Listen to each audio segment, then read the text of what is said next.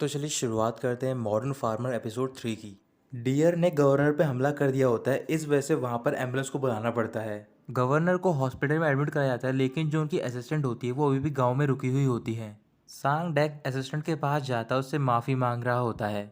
फिर वो डियर की तरफ देख रहा होता है और पूछ रहा होता है क्या वाकई में ये गॉड डॉल है। ये सुनते ही मांगू भाग कर डियर के पास जाता है और वो बोल रहा होता है कि ना ही इसके पैर पर चोट लगी है और जो इसके स्पॉट्स है वो भी काफ़ी डिफरेंट है। फिर वो गुस्से से यूनी की तरफ देख रहा होता है और पूछ रहा होता है कि तुम मुझे बताओ गॉगडोल कहाँ पर है। इसके बाद मिनकी सबको शांत कराता है और वो सबसे बोल रहा होता है कि जो गॉगडल है वो मर चुका है और उसे मारा है यूनी ने। जो गवर्नर की असिस्टेंट होती है वो गांव वालों से बोल रही होती है कि तुम सेरेमनी के बारे में भूल जाओ और तुम्हें कोई भी रिवॉर्ड नहीं मिलेगा। ये कहकर वो वहाँ से चली जाती है। मिनकी चुपचाप यूनी के पास जाता है, उससे कह रहा होता है कि प्लीज़ तुम मुझे माफ़ कर दो, मैंने तुम्हारे ऊपर इल्ज़ाम डाल दिया। यून ही गुस्से में मिनकी की ओर देख रही होती है, तभी वो उसे पंच मार देती है। फिर इसके बाद वो सारे गांव वाले उन चारों को एक घर में लेकर जाते हैं। तो फिर मांगू खड़ा होता है और सारे गांव वालों से बोल रहा होता है कि इन्होंने हमारे डियर को मार दिया, यानी कि गॉड डॉल को। उसकी जगह पर ये फेक डियर लाया और उसकी वजह से गवर्नर घायल हो गए। वैसे भी जब से ये हमारे गांव में आया है यहाँ पर कुछ भी अच्छा नहीं हुआ, तो फिर मैं यही चाहूँगा कि इनको गांव से निकाल दिया जाए। मिनकी सारे गांव वालों से बोल रहा होता है कि हमें मौका नहीं मिलेगा अपने आप को डिफेंड करने का। वैसे भी आप सारे लोग इमोशनल तरीके से सोच रहे हो, आपको प्रैक्टिकल वे में सोचना चाहिए। मैं मानता हूँ कि मेरी वजह से गॉडोल की मौत हुई है, लेकिन अगर उसे अच्छे से बंद करके रखा होता तो फिर आज ये नहीं होता। इस वजह से ये सारी गलती उसकी है जिसने कि गॉडोल का ढंग से ध्यान नहीं रखा। आप आए दिन न्यूज़ में देखते होंगे कि हमारे कंट्री में स्ट्रीट पर बहुत सारे वाइल्ड एनिमल कार की वजह से मारे जाते हैं। तो फिर इसका मतलब वो सारे कार ड्राइवर क्रिमिनल्स हैं और उन्हें कंट्री से बाहर निकाल देना चाहिए। गांव वाले मिनकी की बात सुनने के बाद बोल रहे होते हैं कि जैसा ये बोल रहा है ये कन्विंसिंग लग रहा है। मांगू सारे गांव वालों से बोलने जाता है कि ये सारे तुम्हें बहकाने की कोशिश कर रहे हैं, तुम्हें इनकी बातों में नहीं आना चाहिए। तो फिर इसका मतलब वो सारे कार ड्राइवर क्रिमिनल्स हैं और उन्हें कंट्री से बाहर निकाल देना चाहिए। गांव वाले मिनकी की बात सुनने के बाद बोल रहे होते हैं कि जैसा ये बोल रहा है ये कन्विंसिंग लग रहा है। मांगू सारे गांव वालों से बोलने जाता है कि ये सारे तुम्हें बहकाने की कोशिश कर रहे हैं, तुम्हें इनकी बातों में नहीं आना चाहिए। जिसे भी लगता है कि इन लोगों को गांव से बाहर निकाल देना चाहिए वो लोग अपने हैंड रेस करें। ज़्यादातर लोग अपने हैंड रेस करते हैं। मांगू ये देखकर खुश हो रहा होता है और वो मिनकी से बोल रहा होता है कि तुम चारों अपना सामान पैक करो और विलेज को छोड़कर चले जाओ। मिनकी जाने से मना कर देता है और वो कह रहा होता है कि अगर तुम्हें बाहर निकालना है तो फिर लीगल तरीके से बाहर निकालो, हमारे ऊपर केस करो तभी हम यहाँ से जाएंगे। और ये कहकर वो चारों चले जाते हैं। उनके जाने के बाद मांगू बोल रहा होता है कि अब बारी है विलेज हेड यानी कि यूनी की, हमें उसके बारे में बात करनी चाहिए। यूनी भी उन लड़कों का साथ दे रही थी, इस वजह से हमें नए लीडर को ढूंढना चाहिए। सांगडुक गुस्से में खड़ा होता है और मांगू से बोल रहा होता है कि यूनी का इससे कोई लेना देना नहीं है और वैसे भी हम सबको पता है कि यूनी ने हमारे गांव के लिए बहुत कुछ किया है। कुछ ही दिनों में स्पोर्ट कंपटीशन भी आने वाला है, अगर हम लीडर को चेंज कर देंगे तो फिर हम दोबारा हार जाएंगे। क्या आप सारे लोग दोबारा सांगडुक रोगली विलेज से हारना चाहते हो?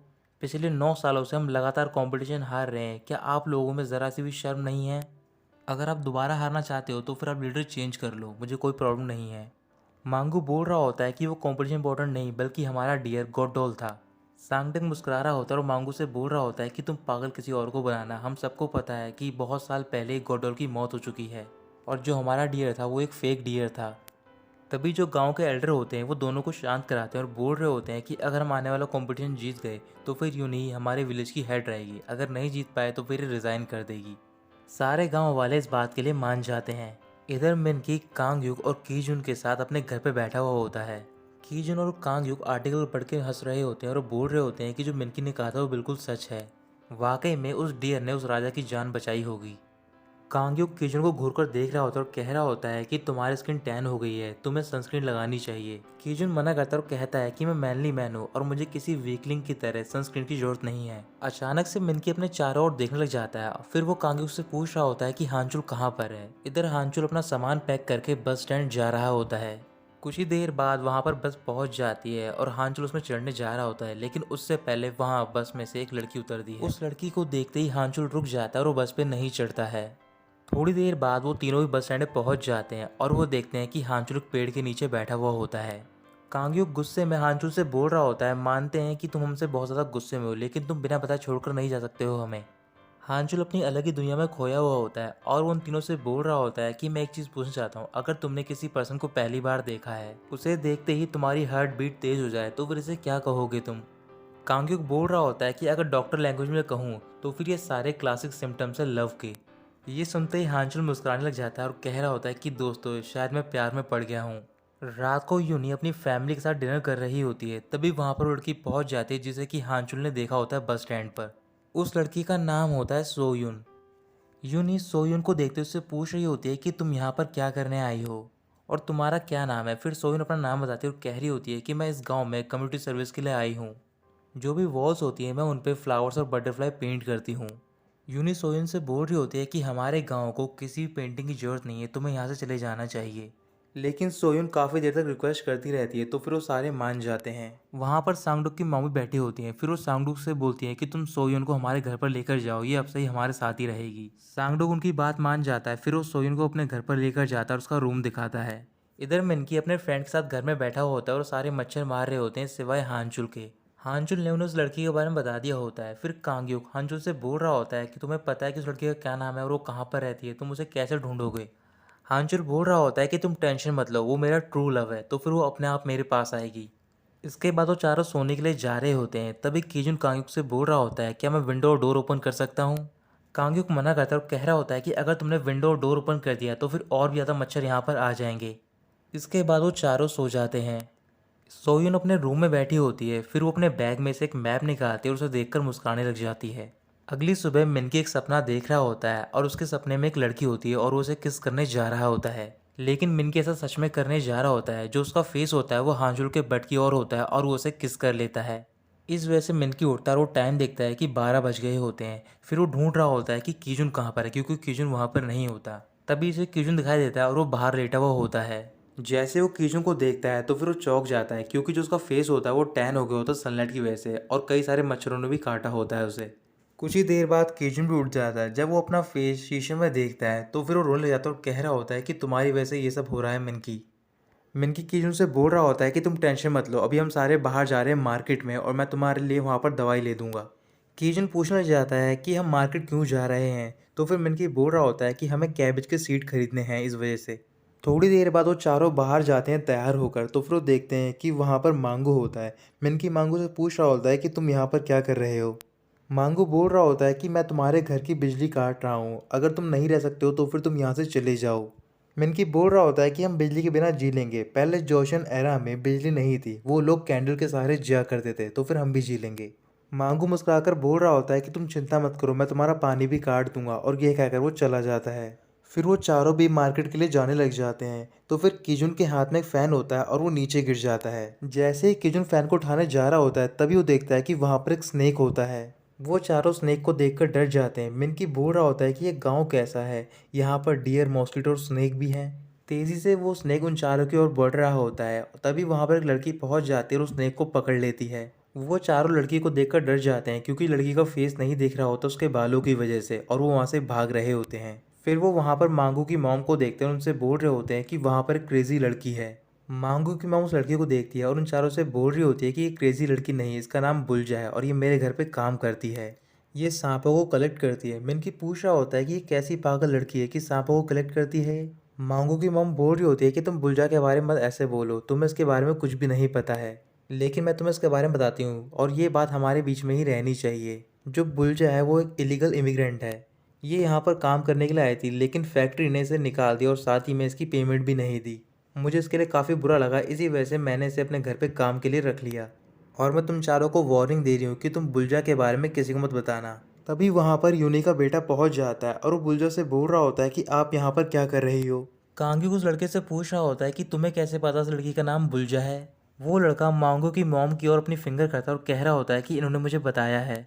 ये सुनते ही मांगो की मॉम उस लड़के के पास जाती है, उससे बोल रही होती है कि मैंने मना किया था कि तुम इस बारे में किसी को मत बताना, ये बात हम दोनों के बीच में रहनी चाहिए। ये कहकर वो चली जाती है। उनके जाने के बाद मिनकी बोल रहा होता है कि इन्हें उस बच्चे को नहीं बल्कि अपने आप को डांटना चाहिए। जब से मैं इस गांव में आया हूँ मुझे कोई भी एक नॉर्मल पर्सन नहीं मिला है। फिर वो चारों बस स्टैंड की ओर चले जाते हैं और जैसे ही वो बस स्टैंड पहुँचते हैं तभी वो देखते हैं कि वहाँ पर उनसे पहले बुलजा पहुँच गई होती है। कुछ देर बाद वहाँ पर बस आती है और वो चारों बस में चढ़ जाते हैं। बुलजा भी उसी बस में चढ़ती है, तो फिर ड्राइवर उससे बोल रहा होता है कि बुलजा तुम कैसी हो, क्या तुम दोबारा टाउन जा रही हो। वहाँ पर कुछ और पर्सन भी होते हैं जो कि बुलजा को जानते हैं, वो उसे अपने पास बैठाता है और उससे बात करने लग जाते हैं। मिनकी बोल रहा होता है कि बुलजा के बारे में तो सबको पता है, इसका मतलब कि हमें मांगू की मोम से थोड़ा बचकर रहना होगा। अगर उन्हें गलती से कोई हमारी बात बदल गई तो फिर वो पूरे गांव में फैला देंगे। कुछ देर बाद वो टाउन पहुंच जाते हैं, फिर वो चारों बस से नीचे उतरते हैं और शॉप पर जाते हैं कैबेज सीड खरीदने के लिए। जो शॉप का ओनर होता है वो उनसे बोल रहा होता है कि तुम्हें सीड के साथ कुछ और चीज़ें भी खरीदनी होगी और उन सबका पूरा खर्चा होगा $4000। लेकिन मिनकी के पास इतने पैसे नहीं होते, इस वजह से वो शॉप से बाहर निकल जाता है। फिर वो चारों मार्केट में घूम रहे होते हैं, तभी वो देखते हैं कि फैक्ट्री के बाहर बहुत सारे वर्कर होते हैं। उन वर्कर के साथ में बुलजा भी खड़ी होती है और वो सारे मिलकर नारे लगा रहे होते हैं फैक्ट्री के खिलाफ। कीजुन कह रहा होता है कि इन्हें देख के मुझे बहुत ज़्यादा दया आ रही है इन पे। मिनकी बोलने जाता है कि उनके ऊपर दया आने से पहले हमें अपने आप पे दया आना चाहिए, क्योंकि हमारी हालत उनसे ही बदतर है। फिर वो वहाँ से चले जाते हैं। मिनकी, कांगयुक और जो हांचुल होता है वो एक शॉप पर जाते हैं और वहाँ पर कुछ पपीज़ को देख रहे होते हैं। उनमें से एक पपी एक ग्रुप से अलग होता है, तो फिर कांगयुक पूछ रहा होता है दुकानदार से कि ये पपी अलग क्यों बैठा है, इसे कुछ खाना क्यों नहीं दे रहे हो। वो दुकानदार बोल रहा होता है कि ये पपी कुछ ही दिनों में मरने वाला है और जो भी इसे खाना खिलाऊंगा वो वेस्ट हो जाएगा, तो फिर कोई जरूरत नहीं इसे खिलाने की। ये सुनते ही हांचुल इमोशनल हो जाता है और बोल रहा होता है कि जो मरने वाला है क्या वो खाना भी नहीं खा सकता है? क्या तुम्हें उस पपी के लिए बिल्कुल भी सॉरी फील नहीं हो रहा है? दुकानदार बोल रहा होता है कि मुझे सॉरी फील नहीं हो रहा, अगर तुम्हें हो रहा है तो फिर तुम खरीद लो उसे। हांचुल मान जाता है और उस पपी को खरीद लेता है। इसके बाद वो सारे शॉपिंग करके वहाँ से जा रहे होते हैं, लेकिन उन तीनों के साथ में कीजुन नहीं होता। कीजुन अभी भी उस फैक्ट्री के पास में होता है और वहाँ पर पैनकेक खा रहा होता है। तभी फैक्ट्री के पास कुछ ऑफिसर आते हैं उन सारे लोगों को पकड़ने के लिए, और वो सारे लोग पुलिस को देखते ही वहाँ से भाग जाते हैं। कीजुन चुपचाप वहाँ से जा रहा होता है, तभी बुलजा की उसके टक्कर हो जाती है और जो उसका पैनकेक होता है वो नीचे गिर जाता है। कीजुन गुस्से में बुलजा से बोल रहा होता है कि तुमने ये क्या किया, मेरे पास सिर्फ एक ही पैनकेक था और वो भी तुमने गिरा दिया। बुलजा माफ़ी मांग रही हो तो कह रही होती है कि प्लीज़ तुम मेरी हेल्प करो, अगर मुझे ऑफिसर ने पकड़ लिया तो फिर वो मुझे डिपोर्ट कर देंगे।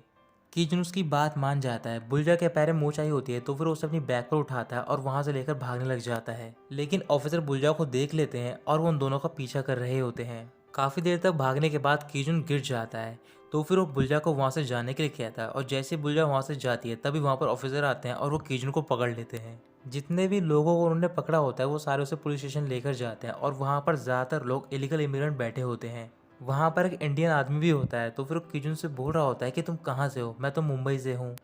कीजुन कह रहा होता है कि मुझे तुम्हारी कोई बात नहीं समझ आ रही और वैसे ही मैं कोरियन हूँ। कीजुन भागकर ऑफिसर के पास जाता है और उनसे बोल रहा होता है कि आपको गलतफहमी हुई है, मैं एक कोरियन हूँ। फिर वो अपना आईडी निकालता है, ऑफिसर को दिखा रहा होता है। लेकिन जो आईडी में फ़ोटो लगी होती है वो कीजुन की टैनिंग के पहले की फ़ोटो होती है। ऑफिसर फ़ोटो को देखते ही गुस्सा आता है। फिर वो बोल रहा होता है कि तुम्हें तो जेल में जाना होगा। तभी वहाँ पर उसके तीनों दोस्त पहुँच जाते हैं, तो फिर मिनकी ऑफिसर से बोल रहा होता है कि इसने क्या किया, क्या इसने चोरी की है? कीजुन मिनकी के पास जाता है, उसे अपना फेस दिखा रहा होता है। फिर वो उसे सारी बात बताता है और उसके बाद वो तीनों कीजुन को वहाँ से छुड़ा कर ले जाते हैं। वो चारों गांव की ओर जा रहे होते हैं, तभी बुलजा वहाँ पर आती है और वो कीजुन को एक पॉलिथीन देती है और वहाँ से भाग जाती है। मिनकी उस पॉलिथीन को चेक करता है और उसके अंदर कई सारे पैनकेक्स होते हैं। कांग्यू कीजुन से बोल रहा होता है कि बुलजा तुम्हें ये देखकर क्यों गई, क्या वो तुम्हें पसंद करती है? क्या तुम दोनों के बीच में कुछ हुआ है मार्केट में? कीजुन गुस्सा होकर बोल रहा होता है कि तुम कैसी बातें कर रहे हो, हमारे बीच में कुछ भी नहीं हुआ है। इधर गांव के एलिमेंट्री स्कूल में यूनी गांव वालों के साथ होती है और उन्हें ट्रेनिंग दे रही होती है स्पोर्ट कंपटीशन के लिए, लेकिन वो सारे एक भी स्पोर्ट ढंग से नहीं खेल पा रहे होते। तभी यूनी को मिनकी और उसके फ्रेंड वहाँ से जाते हुए दिखाई देते हैं। कुछ देर बाद यूनी मिनकी के घर पर जाती है उससे बात करने के लिए। मिनकी पूछ रहा होता है कि तुम यहाँ पर क्या करने आई हो, तो फिर यूनी बोल रही होती है कुछ ही दिनों में हमारे गांव में स्पोर्ट कंपटीशन होने वाला है और मैं चाहती हूँ कि तुम मेरी हेल्प करो कंपटीशन जीतने में। मिनकी पूछ रहा होता है कि हम क्यों तुम्हारी हेल्प करें, तो फिर यूनी कह रही होती है कि ये सब तुम्हारी वजह से हो रहा है। अगर वो डियर नहीं मरा हुआ होता तो फिर हमें कोई टेंशन नहीं होती कंपटीशन की। वैसे भी अगर हम कंपटीशन नहीं जीत पाए तो फिर मुझे विलेज हेड की पोजीशन से हटा दिया जाएगा। लेकिन मिनकी उसकी बात नहीं मानता है, तो फिर यूनी गुस्से में वहाँ से चली जाती है। रात को वो चारों घर के बाहर कुछ कैंडल्स लगाते हैं और वहाँ पर डिनर कर रहे होते हैं। तभी मिनकी एक बॉटल निकालता है ड्रिंक करने के लिए, लेकिन जो हांचुल होता है वो ड्रिंक करने से मना कर देता है। इस वजह से वो तीनों ड्रिंक कर रहे होते हैं। इधर जो सोयुन होती है वो तैयार होती है और कुछ टूल्स निकालती है बाहर जाने के लिए। साथ ही में वो अपने साथ एक शवल और मैप भी लेकर जाती है। फिर वो एक खेत में पहुंचती है और वहाँ पर खुदाई करना स्टार्ट कर देती है। इधर मिनकी के घर पे हांचू सबसे बोल रहा होता है कि मैं उस लड़की से मिलना चाहता हूँ, मुझे कैसे मिलेगी? कांग्युक कह रहा होता है कि अगर तुमने उस लड़की को बस स्टैंड से उतरते हुए देखा है तो फिर वो यहाँ पर रहती है, और तुम चिंता मत करो, उस लड़की से मिलने के बाद जो तुम्हें बातें करनी है वो सारी बातें हम बताएंगे, क्योंकि हम तीनों डेटिंग में मास्टर हैं। और हमेशा याद रखना सबसे इम्पोर्टेंट बात, एक लड़के और लड़की के बीच में जो उनका फर्स्ट इंप्रेशन होता है इसके बाद वो उसे कुछ और भी तरीके बताता है। तभी अचानक से हानचुल के स्टमक में पेन होना स्टार्ट हो जाता है। फिर वो एक शवल उठाता है और पूप करने के लिए बाहर चला जाता है। सोयुन जिस खेत में खुदाई कर रही होती है तभी वो देखती है कि उस खेत में कोई आ रहा होता है और वो लड़का होता है हानचुल। उसे देखकर सोयुन पीछे झाड़ियों में छुप जाती है और जो हानचुल होता है वो अपनी पैंट उतारकर झाड़ियों के सामने बैठ जाता है। पूप करते टाइम हानचुल वो सारी बातों को याद कर रहा होता है जिसे कि कांग्युक ने उसे बताया होता है। करने के बाद वो अपनी पॉकेट में टॉयलेट पेपर ढूंढ रहा होता है लेकिन वो टॉयलेट पेपर नहीं लाया होता। फिर वो बैठे बैठे अपना एक शूज उतारता है और अपने सॉक्स को बाहर निकाल लेता है। वो सॉक्स को टॉयलेट पेपर की तरह यूज करने जा रहा होता है लेकिन इसी वजह से वो जमीन पर गिर जाता है। सोयन हानचुल को देख लेती है और वहां से भाग जाती है चिल्लाकर। हानचुल ने भी सोयन का फेस देख लिया होता है और वो भी काफी उदास हो जाता है। इसके बाद वो घर पे पहुंचता है और वहां पर चुपचाप एक कोने में बैठा होता है। कांगी उससे पूछ रहा होता है कि तुम चुपचाप क्यों बैठे हो, जब तुम पूप करने के लिए गए थे तो फिर वहां पर क्या हुआ है। हानचुल बोल रहा होता है कि तुमने मुझसे बोला था ना फर्स्ट इंप्रेशन के बारे में, लेकिन अब मैं कुछ भी नहीं कर सकता क्योंकि सब कुछ खत्म हो गया है। मिनकी बोल रहा होता है कि जैसे ही यहाँ पर हम टाइम स्पेंड कर रहे हैं ये बहुत ज़्यादा वेट होता जा रहा है, चलो इसे भूल जाते हैं और हम ड्रिंक करते हैं। फिर वो कांग्यू की तरफ देखने जाता है, कह रहा होता है कि हम तीनों ड्रिंक कर रहे हैं, इस वजह से मैं क्वेश्चन पूछना चाहता हूँ, तुमने वो क्यों किया था। आज से कुछ साल पहले जब उनके बैंड का डेब्यू होने वाला होता है तो फिर उसी दिन कांग्युक अपनी कंपनी के सीईओ से लड़ाई कर लेता है। इसी वजह से उनका बैंड का डेब्यू नहीं हो पाता है। मिनकी बोल रहा होता है कि प्लीज़ तुम मुझे रीज़न बता दो, मैं तुम पे गुस्सा नहीं करूँगा। फिर कीजुन मिनकी से बोल रहा होता है कि अगर तुम जान भी जाओगे तो फिर तुम क्या कर लोगे, वो सब पास्ट में हुआ था तो फिर तुम्हें भूल जाना चाहिए। हमें तो साथ में कुछ नई मेमोरीज को क्रिएट करना चाहिए क्योंकि हम कई सालों बाद साथ में बैठे हुए हैं। इसके बाद वो घर के अंदर जाते हैं और एक एक करके म्यूजिकल इंस्ट्रूमेंट बाहर निकालते हैं और फिर वो सारे साथ मिलकर एक गाना गाने लग जाते हैं। गाना गाने के बाद वो चारों घर के अंदर सो रहे होते हैं और उन्होंने कैंडल जला रखी होती है। गलती से कीजुन का पैर एक कैंडल पे लगता है और वो कैंडल नीचे जमीन पर गिर जाती है जहाँ पर बहुत सारे पेपर रखे हुए होते हैं। इस वजह से वो सारे पेपर जलना स्टार्ट कर देते हैं। तो दोस्तों यहीं ख़त्म होता है एपिसोड 3।